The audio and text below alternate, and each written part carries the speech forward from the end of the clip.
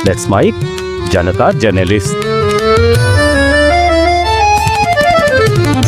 नमस्कार, let's mic में आपका स्वागत है। जनता जर्नलिस्ट के साथ मैं राखी जैन। आज बात करते हैं राजनीतिक दलों में परिवारवाद को लेकर। दरअसल परिवारवाद को लेकर भारतीय जनता पार्टी अक्सर ही कांग्रेस को घेरती रहती है। इसे वे जवाहरलाल नेहरू, फिर उनकी बेटी इंदिरा गांधी, फिर उनके बेटे राजीव गांधी के प्रधानमंत्री बनने से जोड़ती है। ये सही है कि देश की राजनीति में परिवारवाद बहुत पुराने समय से चला आ रहा है। ये राजवंशों की तरह से हो गया है, जहां एक राजा की मौत के बाद उसका बेटा ही राजा बनता था। सवाल ये है कि कांग्रेस को परिवारवाद के नाम पर हमेशा अपने निशाने पर रखने वाली भाजपा में क्या परिवारवाद नहीं है? क्या भाजपा नेता अपने परिजनों को राजनीति में आगे नहीं ला रहे, या ये सिर्फ कांग्रेस में ही है? निश्चित ही भाजपा नेता भी परिवारवाद से अछूते नहीं हैं। हाँ, जब भाजपा के परिवारवाद पर बवाल उठते हैं तो उनका जवाब होता है कि वो अपनी मेहनत के दम पर नेता बने हैं। कांग्रेस के परिवारवाद पर तो भाजपा ने सोशल मीडिया और अन्य साधनों से इतना कुछ प्रचारित किया है कि उस पर बात करना बेमानी है।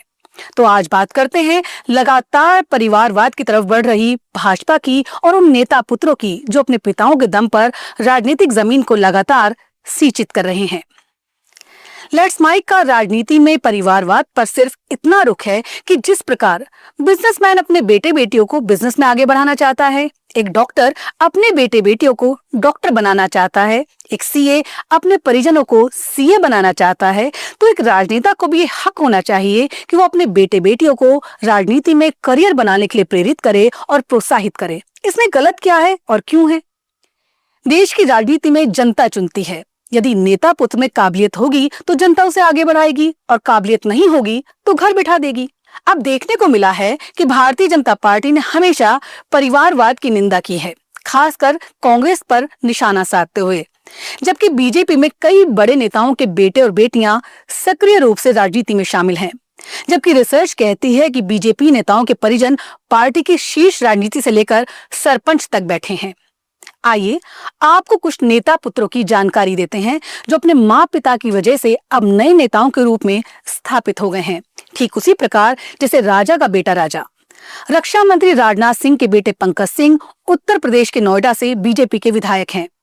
वो 2017 और 2022 में विधायक चुने गए। वे बीजेपी उत्तर प्रदेश में सक्रिय हैं और युवा मोर्चा में भी भूमिका निभा चुके हैं। पूर्व मंत्री दिवंगत प्रमोद महाजन की बेटी पूनम महाजन 2014 और 2019 में मुंबई नॉर्थ सेंट्रल से लोकसभा सांसद रही। 2024 में उनका टिकट काट दिया तो वहां से कांग्रेस ने सीट निकाल ली। पूनम भारतीय जनता युवा मोर्चा की राष्ट्रीय अध्यक्ष भी रह चुकी हैं। पूर्व केंद्रीय मंत्री यशवंत सिन्हा के बेटे जयंत सिन्हा 2014 और 2019 में झारखंड के हजारीबाग से लोकसभा सांसद चुने गए और केंद्रीय राज्य मंत्री रहे। उन्होंने हाल ही में सक्रिय राजनीति से दूरी बना रखी है। उत्तर प्रदेश के पूर्व मुख्यमंत्री और राजस्थान के पूर्व राज्यपाल कल्याण सिंह के बेटे राजवीर सिंह उत्तर प्रदेश के एटा से सांसद रहे और वर्तमान में संगठन में सक्रिय हैं। कल्याण सिंह के पोते संदीप सिंह उत्तर प्रदेश सरकार में शिक्षा राज्य मंत्री हैं। राजस्थान की पूर्व मुख्यमंत्री वसुंधरा राजे के बेटे दुष्यंत सिंह झालावाड़ बारां से 2004 से लगातार सांसद हैं। वो 4 बार लोकसभा चुनाव जीत चुके हैं। छत्तीसगढ़ के पूर्व मुख्यमंत्री रमन सिंह के बेटे अभिषेक सिंह 2014 में राजनांदगांव छत्तीसगढ़ से सांसद चुने गए। वो छत्तीसगढ़ के सबसे युवा सांसद थे और भाजपा युवा मोर्चा में सक्रिय रहे। पूर्व केंद्रीय मंत्री गोपीनाथ मुंडे की एक बेटी पंकजा मुंडे महाराष्ट्र सरकार में मंत्री रही हैं और बीड से विधायक हैं। दूसरी बेटी प्रीतम मुंडे बीड से लोकसभा सांसद हैं। इसी प्रकार कर्नाटक के पूर्व मुख्यमंत्री बीएस येदियुरप्पा के पुत्र बीवाई राघवेंद्र और बीवाई विजेंद्र राजनीति में हैं। बीवाई राघवेंद्र शिमोगा से सांसद हैं। बीवाई विजेंद्र 2023 से कर्नाटक भाजपा के प्रदेश अध्यक्ष हैं और शिकारीपुरा से विधायक हैं। केंद्रीय गृह मंत्री अमित शाह के बेटे जय शाह भारतीय क्रिकेट कंट्रोल बोर्ड के सचिव और अंतर्राष्ट्रीय क्रिकेट परिषद के अध्यक्ष हैं। पूर्व केंद्रीय मंत्री दिवंगत सुषमा स्वराज की बेटी बांसुरी स्वराज 2024 में नई दिल्ली से लोकसभा सांसद चुनी गई। वे भाजपा की युवा नेत्री हैं और वकालत उनका पेशा है। हिमाचल प्रदेश के पूर्व मुख्यमंत्री प्रेम कुमार धूमल के बेटे अनुराग ठाकुर हमीरपुर से सांसद हैं और पूर्व केंद्रीय सूचना प्रसारण मंत्री रहे हैं। महाराष्ट्र के मुख्यमंत्री और वर्तमान उप मुख्यमंत्री देवेंद्र फडणवीस के पिता गंगाधर पंत फडणवीस महाराष्ट्र विधान परिषद के सदस्य थे। केंद्रीय मंत्री ज्योतिरादित्य सिंधिया की दादी विजया राजे सिंधिया भी संघ की प्रमुख नेत्री थी। दिल्ली के पूर्व मुख्यमंत्री दिवंगत साहिब सिंह वर्मा के बेटे प्रवेश वर्मा पश्चिमी दिल्ली से लोकसभा सांसद हैं और बीजेपी में सक्रिय हैं। इसी प्रकार केंद्रीय मंत्री धर्मेंद्र प्रधान के पिता देवेंद्र प्रधान अटल बिहारी वाजपेयी सरकार में मंत्री थे। ये वानगी क्या कहती है? क्या परिवारवाद सिर्फ कांग्रेस में ही है, भाजपा या अन्य पार्टियों में नहीं है? राजद में लालू प्रसाद यादव का पूरा परिवार सर्वे सर्वा बना हुआ है। बसपा में मायावती के रिश्तेदारों को मुख्य पद मिले हुए हैं। समाजवादी पार्टी में मुलायम सिंह यादव, बेटे अखिलेश यादव, बहू डिंपल यादव, मुलायम सिंह के भाई और भतीजे सब राजनीति में हैं और पदों पर भी रहे हैं। सांसद विधायक सब रहे हैं। कांग्रेस में फहरिस्त कुछ बड़ी हो सकती है और कांग्रेस की बात इसलिए भी करना बेकार है कि कांग्रेस नेताओं ने तो इस बात से कभी इनकार भी नहीं किया कि उन्होंने अपने परिजनों को राजनीति में आगे लाने का काम नहीं किया है। भाजपा पर सबसे अधिक सवाल इसलिए खड़ा होता है कि वह परिवारवाद के खिलाफ रही है, लेकिन जमीनी हकीकत इससे विपरीत है। बीजेपी के कई बड़े नेताओं के बच्चे राजनीति में सक्रिय हैं। उत्तर प्रदेश, महाराष्ट्र, कर्नाटक और राजस्थान जैसे राज्यों में बीजेपी नेताओं के बच्चों का प्रभाव अधिक दिखता है। राजनीतिक विश्लेषकों का मानना है कि बीजेपी में परिवारवाद कांग्रेस की तुलना में कम है, क्योंकि शीर्ष नेतृत्व नरेंद्र मोदी या अमित शाह किसी एक परिवार से नहीं आते। फिर भी चुनावों के समय यहाँ भी टिकट वितरण और संगठन में नेताओं के बच्चों को प्राथमिकता दी जाती है। सोशल मीडिया पर भाजपा और कांग्रेस के समर्थक परस्पर एक दूसरे पर आरोप लगाते हैं। एक्स पर कई पोस्ट में बीजेपी पर परिवारवाद को बढ़ावा देने का आरोप लगाया गया है, खासकर जब बड़े नेताओं के बच्चे महत्वपूर्ण पदों पर हैं। दरअसल बीजेपी में परिवारवाद का मुद्दा जटिल है। पार्टी भले ही कांग्रेस पर एक परिवार की सत्ता का आरोप लगाए, लेकिन उसके कई नेताओं के बच्चे राजनीति में प्रमुख भूमिका निभा रहे हैं। ये प्रवृत्ति खासकर उत्तर भारत और महाराष्ट्र जैसे राज्यों में अधिक है। बीजेपी का तर्क है कि उनके नेताओं के बच्चे अपनी योग्यता के आधार पर आगे बढ़ रहे हैं, न कि केवल परिवार के नाम पर।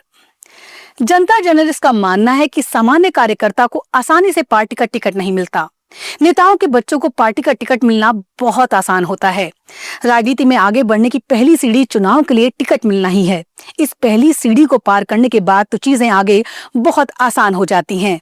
इसलिए ये कहना कि भाजपा के नेता पुत्र तो अपनी मेहनत से आगे बढ़ रहे हैं और दूसरी पार्टियों के नेता पुत्र परिवारवाद पर आगे बढ़ रहे हैं, ये किसी भी सूरत में तर्कसंगत तो नहीं हो सकता। लेट्स माइक में आपको कैसा लगा ये मुद्दा हमें जरूर बताइएगा। यदि पसंद आया हो तो वीडियो को लाइक करें, शेयर करें और कमेंट बॉक्स में अपने कमेंट भी दें। जनता जर्नलिस्ट में इतना ही। नमस्कार। आप सुन रहे थे let's make more than radio. Follow कीजिए हमें हमारे सोशल मीडिया प्लेटफॉर्म्स पर। It's time for news. It's time for more than radio. Presenting the first radio news app, Let's Mic. Let's Mic, a news-based app on your phone where you get to watch and listen news, talk shows, interviews, radio show podcasts. On Let's Mic, you get all relevant information of TV, print, radio, podcast, and digital. Let's Mic talks about every segment of life.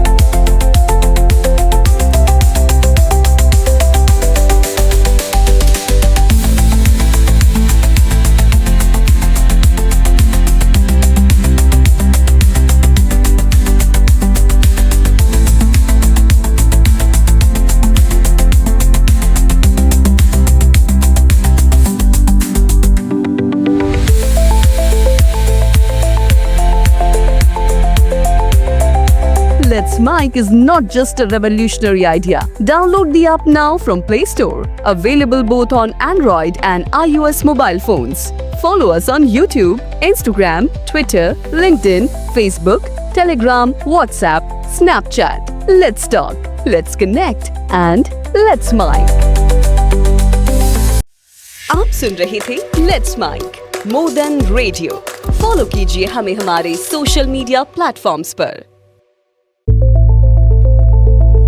It's time for news. It's time for more than radio.